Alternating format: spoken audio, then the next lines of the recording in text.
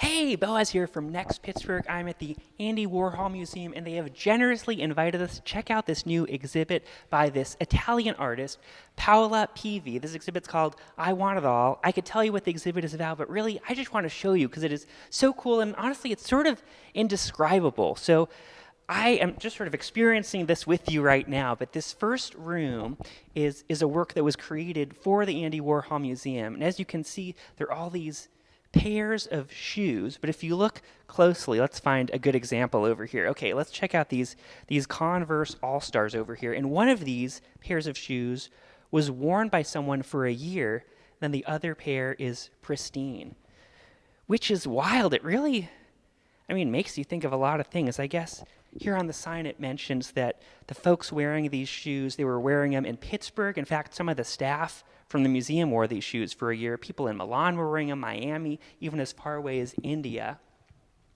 It really makes you think a lot about the leather quality and what can happen to a pair of shoes in a year. And you wonder, well, it's also interesting. It's like, well, the person wearing these shoes was going to much fancier events than, let's say, the person wearing these classic Vans over here, which my wife Brooke has a pair of these. Hers, I think, are closer to this one over here.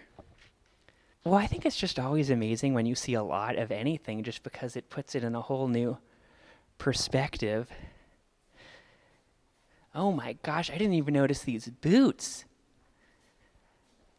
It's like, was someone really wearing these for an entire year? Maybe they were just doing like drag shows nightly in those boots.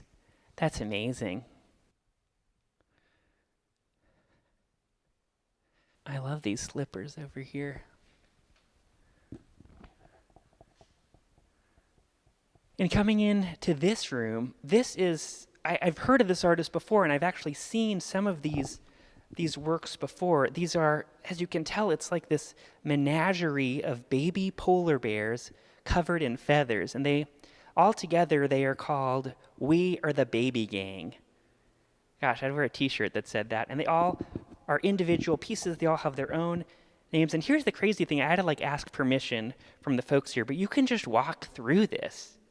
Obviously, don't touch them, but you can get close to them. You can just walk amongst these tiny polar bears. Oh my gosh, the teeth on this thing are nuts.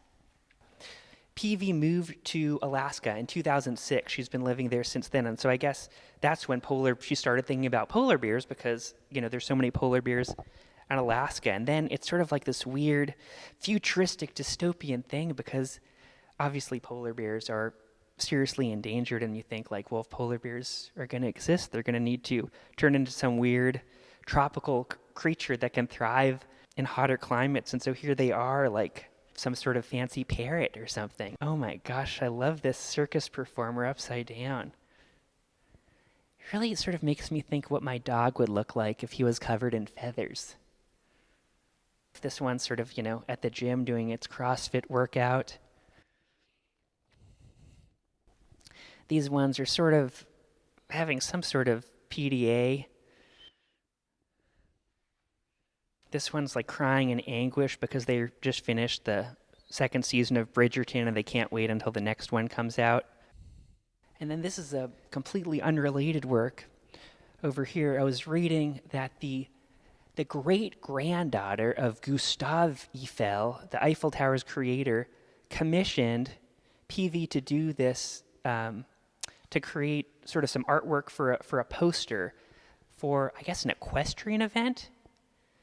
Just a standard equestrian event. We're all going to them all the time. So she got these trained horses to prance, run, jump around the Eiffel Tower.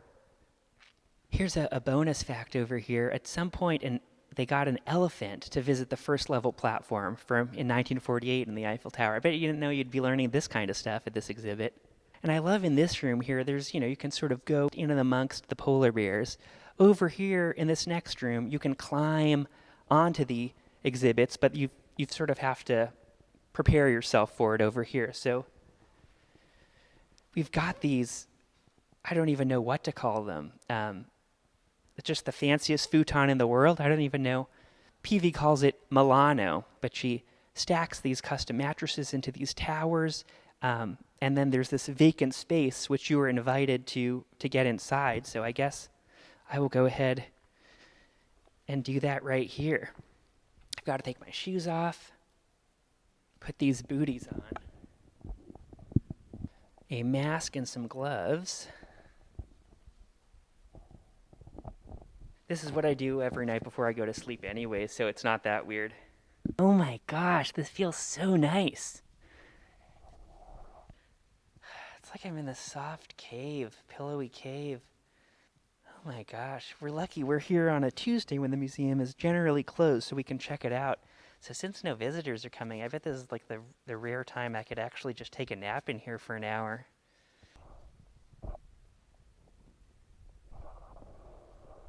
It's really beautiful. It sort of feels like I'm in the middle of a sandwich when I go in there. We've got a few more pieces over here. So this looks pretty familiar to me. This one you can't touch. This is the iconic couch that's in the lobby here, and a couch just like this was also in the factory, which was Andy Warhol's studio in New York. And I guess Pivi, this artist, has made a lot of mini couches before. This isn't her first rodeo. Of course, this one was made for the museum here, for this specific show. And I don't know if you can see it on camera, but it's sort of wet. And it's been doused with this fragrance. In fact, right before we were filming, they were sort of re-fragrancing it and re-moistening it. So I won't touch it, but I'm going to just take a couple sniffs. It's very fragrant. It sounds like a couch, but it smells, I don't even know, a little grandmotherly. Very nice. Gosh, it does actually smell a little bit like my grandma used to smell. And over here we've got one other piece. This one's called Bigger Than My Eyes. And of course, if you want to check out this exhibit, you can. It's here at the Andy Warhol Museum until the middle of August. And they also put together this really cool book, which has a lot of photos from the exhibition, other photos. Oh, I do want to mention this one thing, which I haven't gotten to see yet, but they have a movie that Pivi made, which in this movie, I guess she's obviously interested in animals and the sort of relationships of animals and humans and other things. She took a plane, in every seat of the plane, she put a bowl with a live goldfish in it. And you can watch a movie that chronicles this, and yes, all the goldfish were fine afterwards. I think they went on to live long, rewarding lives. So there is a lot more to see at this exhibit, so come on down and check it out when you have a chance. Gosh, I'm just going to go in here one more time.